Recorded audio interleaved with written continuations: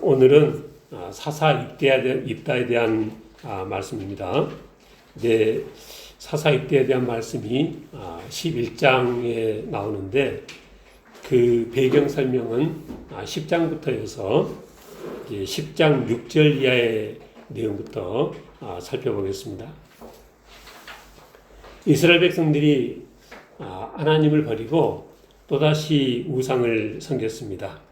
그래서 10장 7절에 보니까 이번에는 하나님께서 이스라엘을 블레셋 사람 그리고 암몬 자손의 손에 팔았습니다. 그래서 그들이 18년 동안이나 이스라엘을 괴롭게 했다 그랬습니다. 9절에 보니까 암몬 자손이 또 요단강을 건너와서 유다, 베냐민, 에브라임 족속과 싸우려고 진을 쳤습니다. 그때 이스라엘 자손들이 하나님 앞에 회개를 합니다. 우리가 우리 하나님을 버리고 바알들을 섬김으로 주께 범죄하였나이다. 이렇게 하나님 앞에 부르짖으며 회개를 하니까 사사기 10장 11절부터 14절까지 하나님께서 하시는 말씀이 11절에 그렇지 않아도 너희들이 그렇게 부르짖을 때마다 애굽 사람, 아모리 사람, 암몬 자손, 블레셋 사람에서 너희를 구원하지 않았느냐? 시돈 사람과 아말렉 사람과 마온 사람이 너희를 압제할 때 너희가 내게 부르짖음으로 내가 너희를 그들의 손에서 구원해 줬는데 근데 또 너희가 나를 버리고 다른 신을 섬기니 내가 다시는 너희를 구원해 주지 않겠다.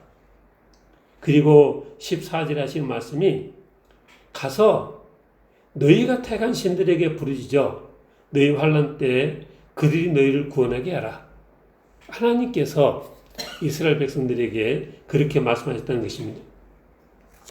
근데 이스라엘 백성들이 우리가 범죄했습니다. 주님께서 보시기 좋은 대로 우리에게 행하셔도 되겠지만은 오늘만은 우리를 구원해 주십시오. 그리고 그들이 이방신들을 다 제거하고 하나님 앞에 그렇게 서니까 또 하나님께서 마음이 약해지셔서 이스라엘의 공고로 18절 하반절에 마음에 근심하셨다 그랬습니다. 그 상황이 17절에 암몬 자손이 길르앗에 진을 치고 그래서 이스라엘 자손들은 미스바에 진을 쳐서 이스라엘 자손들이 누가 먼저 나가서 저 암몬 자손과 싸움을 할 것인가? 그렇게 먼저 나가서 싸움을 하는 그가 우리 길르앗 주민의 이 머리가 될 것이라 그런 상황이었습니다. 근데 그 상황에 그 길르앗 사람 입다에 대한 이야기가 오늘 본문입니다. 길르앗은 이 입다는 기생 출신이었습니다. 기생이 길르앗에게 낳은 아들이었고 본처에서도 여러 아들들이 있었는데 그 본처에서 태어난 아들들이 2절에 보니까 너는 엄마가 다르니까 다른 여인의 자식이니 우리 아버지 집에서 기업을 잊지 못할 것이라 하면서 쫓아냈습니다. 그래서 입다가 그 형제들을 피해서 돛당으로 도망갔는데 3절에 보니까 그 돛당에 있는 잡류들이 그 입다에게 모여와서 함께 출입했다. 잡류란 말을 우리가 별로 안 쓰는데 세번역 공동번역에서는 건달패들 그렇게 이 번역을 했습니다. 그러니까 입다도 사람이 어쨌으면은 건달들이 모여들었을까 하는 생각도 하게 되는 거죠. 어쨌든 돛당에서 그 건달들과 함께 그렇게 몰려다니는 중이었는데 암몬 자손이 이제 이 공격을 하려고 하니까 그 길르앗의 장로들이 급했습니다. 그래서 그 돛당에 있는 입다에게 와서 네가 우리의 이 장관이 돼서 저 암몬 자손을 좀 이 무찔러 달라. 아니 나를 쫓을 때는 언제고 이렇게 또 나를 부르렀느냐. 그러니까 아니 당신이 우리의 머리가 돼서 그렇게 나가 싸우면은 정말 우리의 머리와 장관을 삼겠다. 그래서 이따가 그 말을 듣고 이제 다시 돌아와서 이제 암몬과 이렇게 이 싸움을 시작하는 것입니다. 근데 이따가 그 암몬 자손의 왕에게 사자를 보내서 도대체 왜 우리를 치러 오느냐 이렇게 이제 전가를 한 거죠. 그랬더니 13절에 그 암몬 자손의 왕이 하는 말이 이스라엘이 애굽에서 올라올 때, 그러니까 벌써 이제 사사시대니까 세월이 많이 지나긴 했습니다. 근데 애굽에서 그렇게 출애굽에서 올라올 때 아르논에서부터 야복과 요단까지 내 땅을 점령했던 거다. 그러니까 13절 하반절에 그걸 평화롭게 돌려달라. 우리도 싸움은 원치 않는다. 전쟁은 원치 않는데 너희들이 우리 땅을 뺏어간 거니까 그 땅을 평화롭게 돌려달라. 그러니까 이따가 다시금 암몬 자손의 왕에게 사자를 보내서 하는 말이 15절부터입니다. 15절 그 얘기를 이르되 이따가 이같이 말하노라. 이스라엘이 모압 땅과 암몬 자손의 땅을 점령하지 아니하였다. 이스라엘이 애굽에서 올라올 때 광야로 행하여 홍해에 이르고 가데스에 이르러서는 에돔 왕에게 우리가 지나가겠다고 했는데 그들이 허락하지 않았고 모압 왕에게도 지나갔다 했는데 그도 허락하지 않아서 18절에 에돔 땅과 모압 땅을 돌아서 모압 땅의 해 뜨는 쪽으로 들어가 아르논 모압 경계 그 안에 들어가지 아니하고 우리가 또 아모리 왕 시온에게는 지나가겠다 했어도 또 허락하지 않을 뿐 아니라 또 치러 나와서 하나님께서 그들을 우리 손에 붙여서 우리가 그 땅을 다 점령했던 것이다. 이렇게 23절 하나님께서 아모리 족속을 그 이스라엘 앞에서 쫓아내셔서 우리가 그 땅을 얻은 건데 네가 그 땅을 얻고자 하는 것이 옳으냐? 그러면서 이따가 24절에 이렇게 말합니다. 너희들의 신 그모스가 내게 주어 차지하게 한 것을 네가 차지하지 아니하겠느냐? 우리 하나님 여호와께서 우리 앞에서 어떤 사람들이 쫓아내시면 그것을 우리가 차지하리라. 그러니까 그 사사들 내용들 읽으면서 삼손 같은 경우는 맨 그 블레셋 여인이나 탐하고 그렇게 다니는데 그거에 비하면 입다는 건달들과 같이 그렇게 다니긴 했어도 그 하는 말을 보면 이 출애굽의 역사도 잘 알고 또 기본적인 신앙도 확고하고 그랬던 것으로 그렇게 보여집니다. 그래서 아니 너희들 신 그모스가 어느 땅을 차지하게 하면은 너희들도 차지할 것 아니냐. 우리 하나님께서 그 땅을 우리에게 주어서 우리가 차지한 것을 왜 시비를 거느냐. 이렇게 말하면서 하나님께서 오늘 이스라엘 자손과 암몬 자손 사이에 판결하시옵소서 했는데 암몬 자손의 왕이 그 말을 듣지 않았다는 것입니다.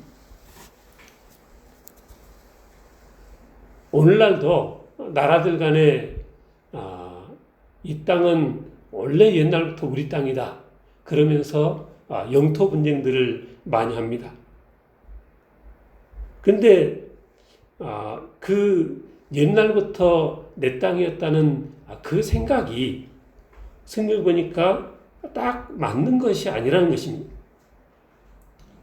하나님 앞에서 그 복을 누릴만 하면 없는 것도 주시는 하나님이시고 맨 악행만 일삼으면 주셨다고도 또 다시 걷어들이시는 게 하나님이십니다. 주실 권한도 있으시고 다시 걷어가실 권한도 하나님께 있다는 것입니다. 지금 온 세계를 움직이는 저 미국도 몇백 년 전에는 없던 나라입니다. 근데 온갖 핍박에 굴하지 않고 그 믿음 하나 지키겠다고 이 배에 몸을 실었던 청교도들이 정착했던 그곳이 그렇게 시작이 돼서 지금 저 큰 미국이라는 나라가 되어진 것이죠. 사람이 많다 보니까 미국의 여러 모습에 대해서 부정적으로 보는 이 시각들도 많이 있습니다. 근데 미국이라는 나라는 기본적으로 제 생각에는 하나님께서 복을 주시고 보호하신 나라입니다. 아직까지도 대통령에 취임할 때 성경에 손을 얹고 선서하는 나라입니다. 우리나라 대통령 취임식에 하나님의 이름이 단 한 번이라도 거론이 됩니까? 그런 거 보면은 차이가 많이 나는 거죠. 어떤 사람들은 미국이라는 나라는 그 원주민들을 쫓아내고 침략해서 세워진 나라라. 근데 오늘 그 사사기에 나오는 그 모든 내용들을 보면 그 미국도 하나님께서 인디언들을 청교도의 손에 넘기신 것이 아닌가. 그렇게도 볼 수 있다는 것입니다. 하나님께서는 이 세상 모든 것의 주인이십니다. 달란트 비유, 불의한 청지기 비유를 보면 그 전제가 이 세상 모든 것이 다 하나님 거라는 것입니다. 그러니까 내 이름으로 된 통장의 돈도, 내 이름으로 된 이 등기가 된 집도 다 따져 올라가면 모든 것은 다 하나님 겁니다. 은행 금고에 넣어둔 돈은 안전하다고 믿고 내 이름으로 등기된 집은 안전하다고 믿습니다. 나라가 보장해 준다. 그렇게 믿는데 역사를 보니까 자격이 안 되면 그 나라까지도 하나님께서 흩으시더라는 것입니다. 복받을 자격이 되면 이스라엘처럼 미국처럼 없던 나라도 세우십니다. 그래서 우리가 내 것이라고 생각하는 모든 것에 대해서 어떻게 생각을 가지고 살았느냐. 내가 가지고 있는 모든 것이 다 하나님께서 잠시 맡기신 것이다. 우리가 지난주에 그리고 오늘까지 오후 성경 공부 시간에 그 주제가 이 청직인데 내가 가진 모든 것은 다 하나님께서 잠시 맡기신 것이고 그렇게 맡기셨을 때는 맡긴 사명이 있는 것이다. 내 지갑에 있는 돈부터 시작해서 내 모든 재산이 그렇다. 그 모든 돈을 벌 수 있었던 모든 것이 내가 가진 모든 재능과 외모와 성향과 모든 것이 다 하나님께서 주신 것입니다. 그렇기 때문에 이 모든 것이 어느 것 하나 내 것이라 그렇게 주장할 수는 없겠다는 것입니다. 암몬 왕이 그렇게 굴하지 않고 이스라엘을 공격하려 하니까 이제 싸움이 시작되어지는데 29절에 여호와의 영이 입다에게 임했다 그랬습니다. 그래서 이제 전쟁에 나가는데 입다가 여호와께 소원을 합니다. 30절에 주께서 과연 암몬 자손을 내 손에 넘겨주시면 내가 암몬 자손에게서 평안히 돌아올 때 누구든지 내 집 문에서 나와서 나를 영접하는 그는 여호와께 돌릴 것이니 내가 그를 번제물로 드리겠나이다. 근데 하나님께서 그 암몬 자손을 이스라엘의 손에 붙이셔서 그 싸움에 크게 승리를 했습니다.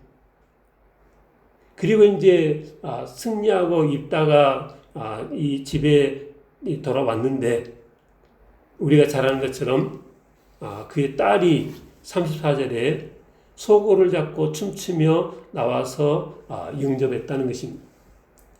무남동녀라겠습니다. 그러니 얼마나 아끼고 사랑하는 딸이었겠습니까?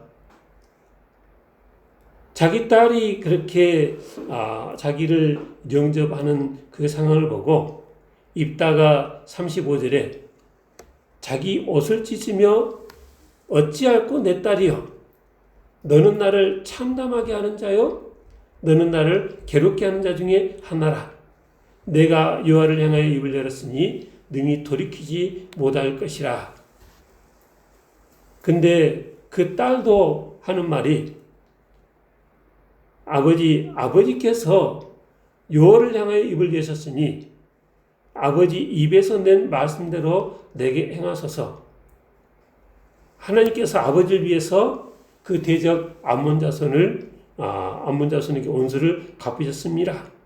딸이 그렇게 말하면서 다만 한 가지 부탁이 있는데 2달만 시간을 주시옵소서. 37절에 내가 내 여자친구들과 산에 가서 나의 처녀로 죽음을 인하여 애국하겠나이다. 그래서 2달간 그렇게 시간을 가졌고 그리고 2달 만에 돌아왔을 때 그 아버지 입다가 하나님 앞에 선한 대로 딸에게 행했다. 그러니까 차마 성경도 그 자세한 말은 쓰기가 힘들었던 거죠. 그래서 그 이후로 이스라엘의 관습이 돼서 해마다 길앗 입다의 이 딸을 위해서 나흘씩 애곡했다. 그렇게 쓰고 있습니다. 이 끔찍한 너무나 이 가슴 아픈 일의 시작은 입다가 전쟁에 나가면서 한 서원 때문이었습니다. 근데 그 서원을 했을 그 상황은 한편으로는 이해는 됩니다. 무슨 얘기냐면 지금 이 상황이 전쟁을 시작하는 상황인데 수적으로 열세인 상황에서 입다 자신만이 아니고 그 길앗 모든 용사가 다 이 전멸당할 수도 있는 그런 상황인데 이런 상황에 하나님께서 우리에게 은혜를 주셔서 전쟁에 이기게 하시면 그 감사의 표시로 그 한 명을 하나님 앞에 이 번제로 드리겠다라고 하는 것이 그 전쟁의 상황이니까 그렇게도 이 소원을 할 수도 있겠다라는 그런 상황입니다. 근데 그렇게 소원을 하긴 했지만 그 당사자가 자기 딸이 되다 보니까 아버지로서 그냥 은근슬쩍 없던 말처럼 넘어가고도 싶은 그런 상황인데 입다도 그렇고 그 딸도 그렇고 하나님 앞에서 소원한 것은 반드시 지켜져야 한다. 이런 이 생각이 대단히 철두철미했다는 것입니다. 하나님 앞에 내뱉은 말에 이 목숨을 걸었다는 것입니다. 자기 딸을 번제물로 바치기까지 하나님 앞에 내뱉은 말을 지켜야 한다고 생각을 했다는 거죠. 그러니까 성경의 가르침은 내가 내 입으로 내뱉은 말에 이 책임을 지라는 것입니다. 그 민수기 3장에 보면 그 딸과 그리고 이제 그 아내들의 서원에 대한 얘기가 나오는데 시집까지 아니한 자녀가 한 서원은 당일에 아버지가 본복에서 지키지 말라 하면 무효가 되고, 그 아내가 한 소원도 그 남편이 지키지 말라 하면 하나님 앞에 그냥 없던 것으로 무효가 되지만, 그렇지 않으면 하나님 앞에 소원한 것을 반드시 지켜야 한다. 그렇게 쓰고 있습니다. 오늘날은 사람들이 그냥 아무 부담 없이 모든 말을 합니다. 그래서 립 서비스라는 이 말까지 있는 거죠. 우리가 다 아는 어떤 사람은 그렇게 말했잖아요. 내가 그런다고 하니까 그럴 줄 그런다고 한 것이 진짜인 줄 알더라. 그래서 사람들이 그게 얼마나 많이 회자가 되고 있습니까? 근데 이런 세상이니까 입다와 같은 그런 모습, 구약 이스라엘 백성들의 그런 모습으로 살아가는 것은 이런 세상에서는 대단히 이 불리한 이 모습인 거죠. 그래서 이 현대를 살아가는데 내가 내뱉은 말에 그렇게 책임을 지면서 살아가려는 것은 많은 믿음이 필요한 이 시대가 됐습니다. 근데 하나님께서는 그러한 것을 요구하신다는 것입니다. 그래서 우리도 하나님께서 그렇게 말씀하신 것처럼 우리도 우리가 내뱉은 말에 이 책임감을 가지고 지켜주셔야 되겠고, 그러니까 그런 책임을 덜 지려면 그런 말하는 것을 늘 조심하고 더 생각해서 말하고 그래야 하는 것입니다.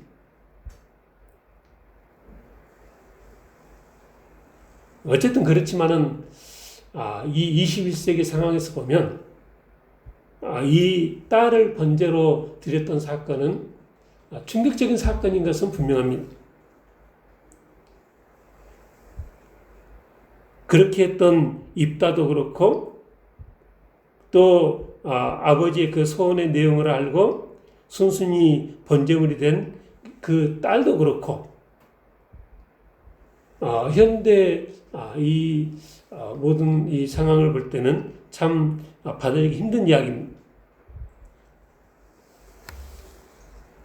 그런데 우리가 아는 것처럼 아브라함 역시 그 아들 이삭을 하나님께 번제물로 드리려 했던 적이 있습니다. 근데 그때는 상황은 좀 다르죠. 입다처럼 자기가 서원한 것이 아니라 그때는 하나님께서 아브라함에게 그리하라고 명령을 하셨던 것입니다. 아브라함이 하나님의 그 명령에 순종해서 이삭을 묶어놓고 칼로 내리치려 할 때 하나님께서 막으셔서 일이 그렇게 진행되진 않았지만 그 마지막 순간에 하나님께서 막지 않으셨으면 정말 번제로 드려졌을 상황이었으니까 그 이삭 역시 하나님의 말씀에 순종해서 아버지에게 순종해서 기꺼이 번제물이 되어지기를 자처했던 것이라 그렇게 볼 수 있고, 그래서 이제 그 사건 때 아브라함이 그렇게 순종한 것을 하나님께서 귀하게 여기시고 새롭게 언약을 맺으시고 축복을 하시고 그러셨던 거죠. 그러니까 이런 것들을 보면 하나님께서 아브라함과 입다에게 이렇게 되어진 그 일들을 보면 하나님의 그 입장이 어떠하신가를 우리가 알 수 있겠다는 것입니다. 현대인들은 생명을 대단히 귀하게 여깁니다. 생명 자체를 최고의 가치로 말합니다. 그래서 동물들의 생명까지도 많은 비용을 들여서라도 구해야 한다. 그래서 생명운동, 환경운동, 이런 운동을 하는 사람들은 대단히 고상한 가치관을 실천하는 이들이다. 그래서 그들이 이렇게 이 아주 멋있는 사람들이 되어갑니다. 그래서 현대인들의 그런 이 분위기 때문에 성경의 하나님은 툭하면은 수만 명씩 사람을 죽이는 무자비한 신이 되어집니다. 근데 저는 현대 그런 이 분위기에 그렇게 옳다고 생각하지 않습니다. 그런 생명운동, 환경운동이 그 생명과 환경 자체를 최고의 가치로 삼고 그 생명과 이 온 우주를 창조하신 하나님은 인정하지 않는다면 그거는 그냥 선을 가장한 이 사단적인 운동이다.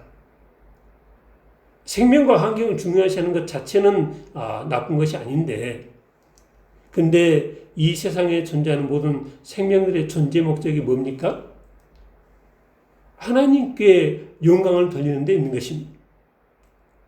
그렇기 때문에 죄로 물든 타락한 가나안 원주민들을 수만 명씩 멸하는 것은 물론이고 하나님의 명령을 지키기 위해서는 하나님의 편 소원을 지켜야 한다는 생각에서든 아비가 자기 생명체를 맡기는 자녀를 번제물로 드리는 것도 그렇게 하는 것이 하나님께 영광이 된다면 그러한 것이 옳다는 것이 하나님 생각이시고 성경의 가르침이라 그렇게 생각해야 한다는 것입니다.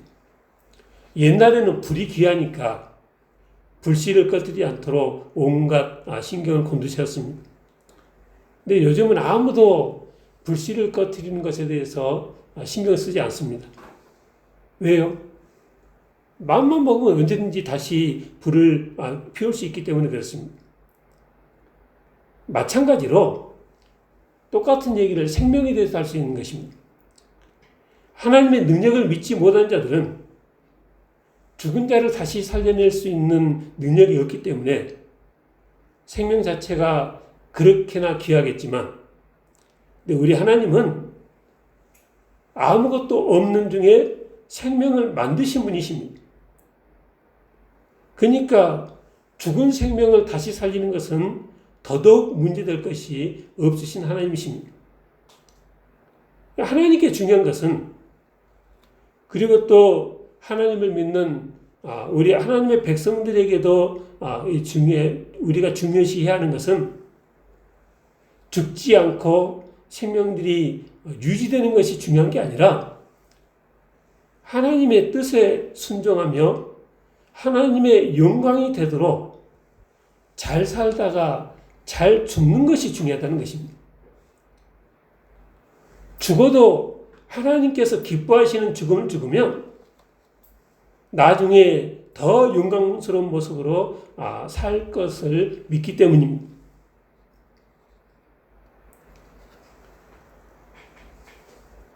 제가 뭐 그렇게 길게 살았다고 할 수는 없지만은 세상을 살아보니까 사람이 더 길게 오래 산다고 별게 있는 세상이 아닙니다. 저희 이슬람교도들은 잘못된 종교긴 하지만 알라 신을 위해서 그들 나름대로의 상급을 바라보면서 그냥 자폭도 서슴지 않는데 하나님께서 주신 생명을 우리가 하나님의 영광을 위해서 바칠 수 있다면 신앙을 위해서 순교의 죽음을 죽을 수 있다면 그게 얼마나 영광인가 이런 생각을 하면서 우리가 하나님 말씀에 순종할 수 있어야 되겠다는 것입니다. 이 입다의 이야기를 보면서 내가 가진 모든 것이 다 하나님께로부터 왔다라는 것을 우리가 기억해야 되겠습니다. 내 목숨조차도 하나님의 영광을 위해 드릴 수 있다면 얼마나 영광된 일인가 그렇게 생각하며 드릴 수 있는 우리 진리의 성도 다 되시기를 저는 축원합니다. 기도하겠습니다.